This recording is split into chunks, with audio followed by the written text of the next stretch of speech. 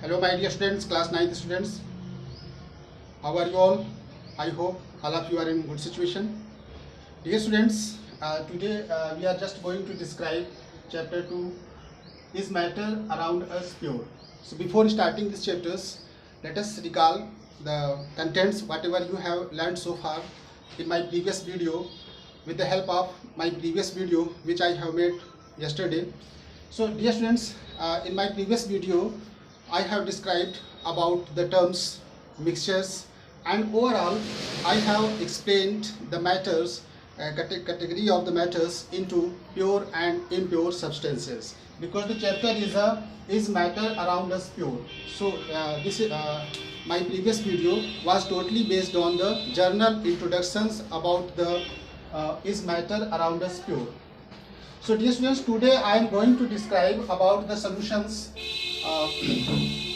Solution क्या होता है? हम लोगों ने क्या किया, प्रीवियस वीडियो में देखा कि मिक्सचर्स, एलिमेंट्स, कंपाउंड्स हम लोग कैटेगरी में जब डिवाइड किए थे मैटर को, उसमें हम लोगों ने देखा था और पढ़ चुके हैं. तो आज जो हम लोग पढ़ेंगे वो सॉल्यूशन के बारे में पढ़ेंगे. ओके, तो सॉल्यूशन क्या होता है dear students? Solution a homogeneous mixtures of two और more substances is called solution. कहने का मतलब है, it means that a homogeneous mixtures. Homogeneous का मतलब क्या है? Already you have understand that the homogeneous it means the physically and chemically uniforms throughout the entire solutions. Mixtures of two और more substances is called a solution. Just example, जैसे हम लोग यहाँ पे लेते हैं salt plus water. Salt plus water forms a solution. तो ये सॉल्यूशन क्या कहलाएगा? Salt solution.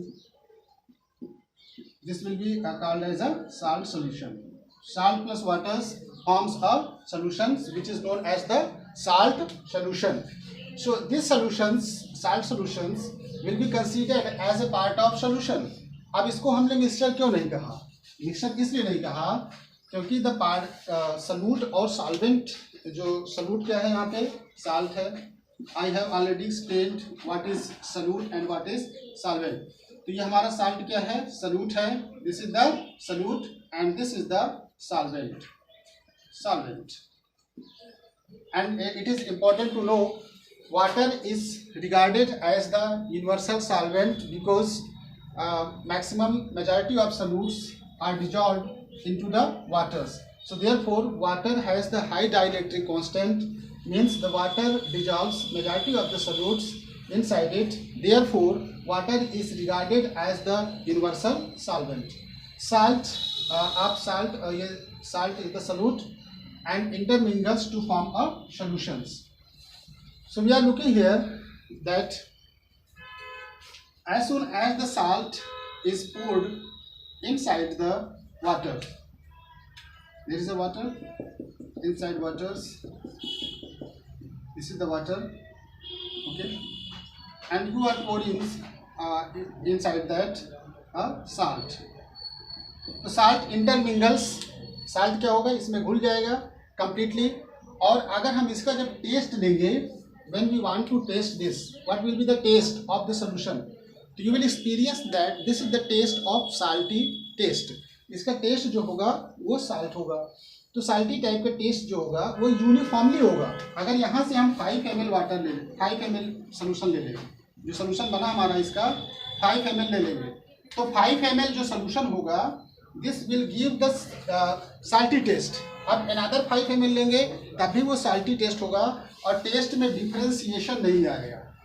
डिफ्रेंसिएशन नहीं आएगा. डिफ्रेंसिएशन नहीं आएगा. ठीक है, नो एनी डिफ्रेंसिएशन, कोई अंतर उसमें हम लोग नहीं कर पाएंगे.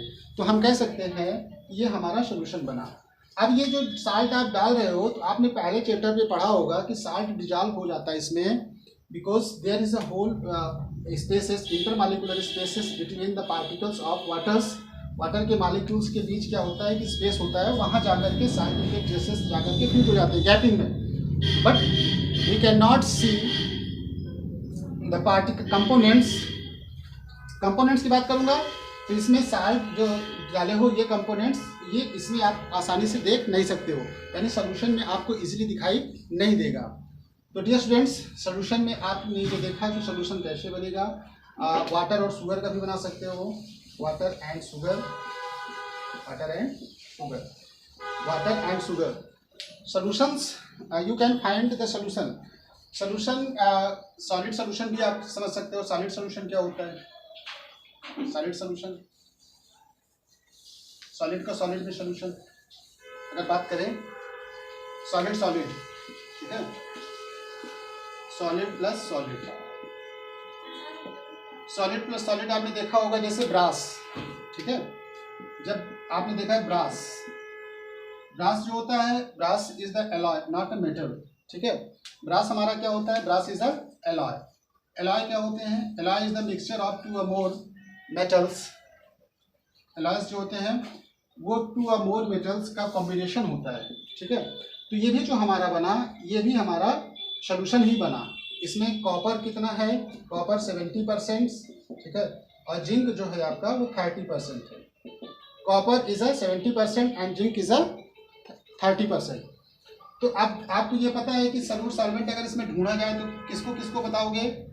इसमें जो सॉल्वेंट है, सॉल्वेंट इज अ 70%, जिसकी क्वांटिटी ज़्यादा होगी, जिसकी क्वांटिटी ज़्यादा होगी वो हमारा सॉल्वेंट होगा, जिसकी क्वांटिटी कम होगी that is the solute. Don't be confused during the difference while making differentiation between solute and solvents, because solute always will be in less quantity and solvent will be in maximum quantity.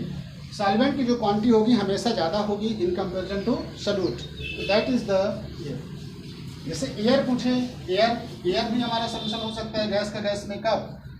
जब there is no any impurities, कोई dust particle smoke ना हो, तो हम air को भी consider कर सकते हैं एज अ सोल्यूशन, यानी एयर का एयर में सोल्यूशन। अभी हम देख रहे थे सॉलिड का सॉलिड में सोल्यूशन, ठीक है, सॉलिड का सॉलिड में सोल्यूशन। तो यहाँ पे air is a mixture of gases.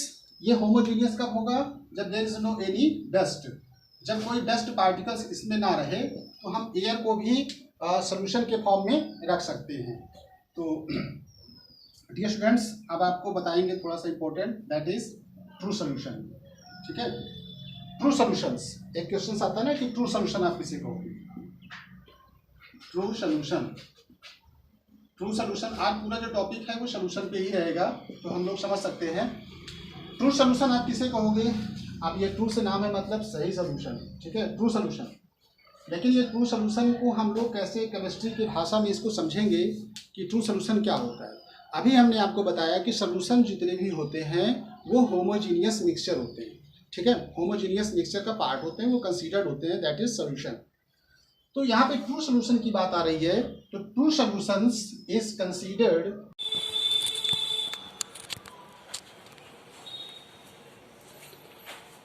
Okay students, let us understand here. अब जो सॉल्यूट पार्टिकल की जो रेंज होगी वो 10⁻⁻10 मीटर में होगी, यानी इतने छोटे पार्टिकल हो जाएंगे कि जब हम सोल्यूशन फॉर्म कर लेते हैं उसके बाद अगर हम उसको डिफ्रेंसिएशन करना चाहें तो फिर हम उसको अलग अलग सेपरेटली देख नहीं सकते हैं। We have to use microscope of high amplification power, we have to use the microscope to see the solute dissolved in that. Then we have to require a high amplification types of microscope to separate out, to differentiate the components which are dissolved in there. आप directly उसको देख नहीं सकते हो क्योंकि वो particle की size इतनी छोटी हो जाएगी कि आप उसको देख नहीं सकते हो। और इम्पोर्टेंट ये है कि true solutions does not scatter light when passes through the solution.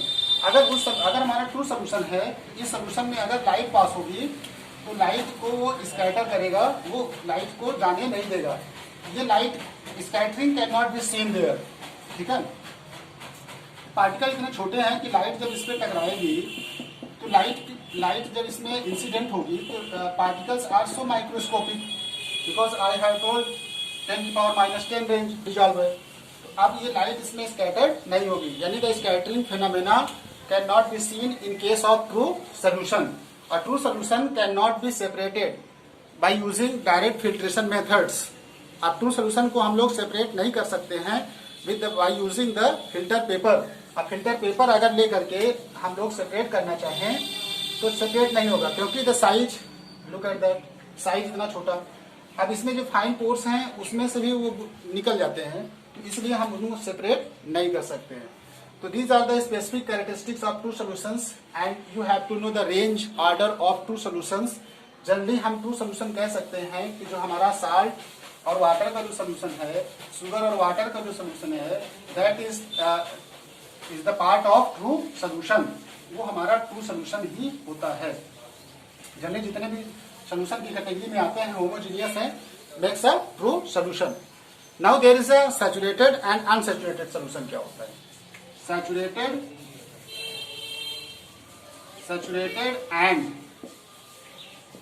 Unsaturated? Saturated और अनसैचुरेटेड सॉल्यूशन क्या होता है? सैचुरेटेड सॉल्यूशंस, देखो सैचुरेटेड का मतलब क्या है। Saturated solutions and unsaturated.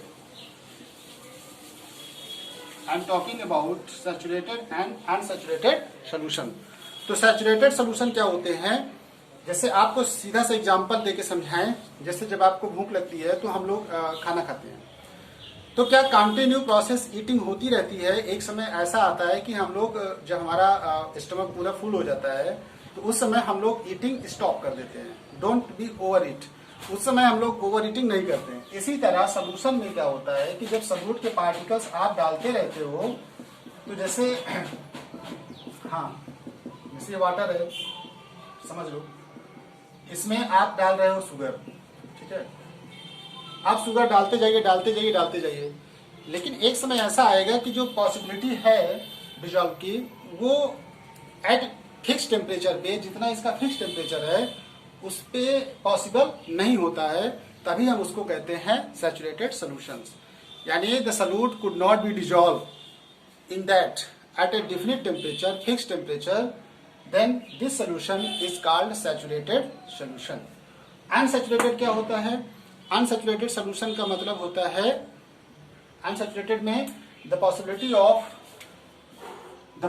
Of dissolving solute particles is found in case of definite temperature। यानी आप इसमें क्या होता है, अनसैचुरेटेड का मतलब होता है जैसे आपको भूख लगी हुई हो, ठीक है, इस पे आप कितना भी डालते जाओ, ये इसमें सॉल्यूट पार्टिकल डालते जाओगे, डिसॉल्व होता जाएगा at same temperature, then this is called unsaturated solution. This is the saturated and this is the unsaturated solution. एक होता है एक्वस सॉल्यूशन, एक होता है non aqueous solution. Aqueous solution, non aqueous solution क्या होता है? एक्वस एक ही लिखा रहता है ऐसे, ठीक है। Aqueous solutions and non aqueous solution क्या होता है? एक्वस सॉल्यूशन मतलब होता है कि उसमें वाटर मिक्स है, वाटर में जो सॉल्यूशन फॉर्म करेगा that is the aqueous solutions, okay. लेकिन जब हम नॉन एक्वस का मतलब करेंगे वाटर से हट करके, जैसे आयोडीन को घोल देंगे हम लोग, ठीक है, आयोडीन को एल्कोहल में घोल देंगे, टिंचर सॉल्यूशन बनेगा, तो वो हमारा हो जाएगा non aqueous solution. Aqueous solution मतलब होता है जैसे लिक्विड, आप उसको लिक्विड डाल दीजिए, ठीक है, लिक्विड से form solution, that is the aqueous solution. So we have describe about the aqueous and non aqueous, saturated, unsaturated, true solution, okay. There is a concentration of the solution। Concentration of solution का मतलब है, concentration of solution का मतलब है कि solution अगर concentrate है, conc है, ठीक है, कॉन्क और डाइल्यूट दो होते हैं। कंसंट्रेट का मतलब उसमें वाटर की क्वांटिटी बहुत ही कम है, तो उसको हम लोग कहते हैं कंसंट्रेट सॉल्यूशंस। यानी उसमें सॉल्यूट के पार्टिकल्स जो डिसॉल्व हैं पर यूनिट वॉल्यूम या मास में, दैट इज मैक्सिमम, ठीक है। तो डाइल्यूट में क्या होता है, वाटर की क्वांटिटी ज्यादा होती है, तो we can say that number of solute particles dissolve in per unit volume या per unit mass, per unit grams of solutions, that is termed as a concentration. कि पर यूनिट ग्राम में या by mass, by volume कितने solute dissolve हैं, that is known as the concentration.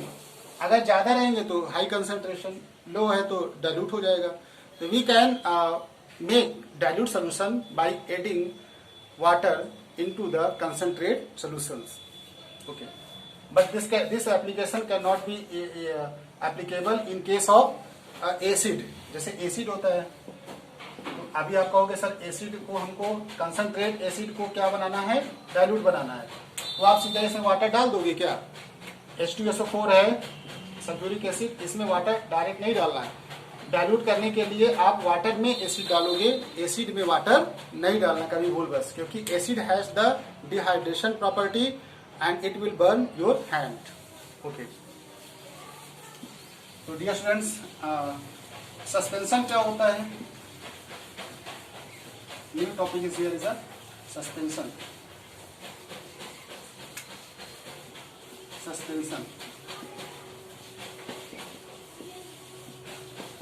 Suspension suspension में क्या होता है कि जो पार्टिकल की जो साइज है, जो डिजॉल्व है, that is in range of 10 की पावर -7, 10 की पावर -7 मीटर के रेंज में हो जाती है, तो वो हमारा क्या होता है, suspension. Okay, the particles which are in the range of 10 की power -7 meters, then it will suspend। Suspension का मतलब है कि वो सस्पेंड करते रहेंगे, ठीक है। जैसे आप मडी वाटर देखो, ठीक है, मडी वाटर्स, और मडी वाटर में देखो ना, मड वाटर होते हैं जो उसमें फ्लोट करते रहते हैं, that is the in the range of 10 की पावर -7 मीटर। तो this is the explanation of suspension, solutions, two solutions I have explained about the terms. All these terms are very important to know, and these are the terms related to the solutions which I have explained. अब ये बात एक formula आती है कि जो solute dissolve है उसका कंसंट्रेशन हम लोग कैसे निकालेंगे। तो उसका फार्मूला होता है, अगर मास बाय मास है, ठीक है, तो मास परसेंटेज ऑफ सॉल्यूट, उसमें हम लिखेंगे mass of solute upon mass of solution. तो अब यहाँ पे हम लोग ऐसे इसको निकाल सकते हैं, अगर यूनिट सेम रखना है, इनटू 100, ठीक है, तो ये हमारा मास परसेंटेज निकल आएगा। अगर वॉल्यूम में निकालना है, mass by volume, volume by mass, तो इसमें हम क्या करेंगे, तो मास ऑफ सॉल्यूट लिख लेंगे, वॉल्यूम ऑफ सॉल्यूशन, वॉल्यूम, ठीक है, वॉल्यूम ऑफ सॉल्यूशंस इनटू 100, ये कर देंगे तो हमको निकल आएगा परसेंटेज। तो ये these are the examples, these are the formula which you will adopt, which you will apply during finding the concentrations, mass by mass and volume by mass. So dear students, these are the descriptions of the chapters which I have explained. Thanks for watching this video.